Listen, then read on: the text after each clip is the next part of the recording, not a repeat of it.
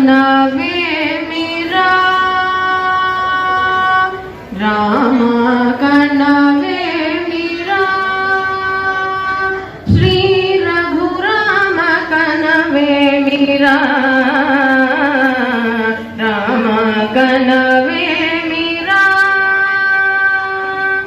రమణీల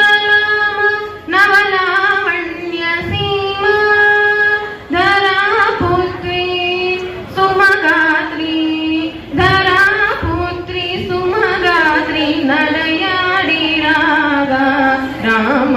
కనవేమిరా సీతా స్వయంవరం ప్రకటించిన పిమ్మట జనకుని సభలో జానకిని ప్రవేశించి సభాసనులందరూ పదే పదే చూడగా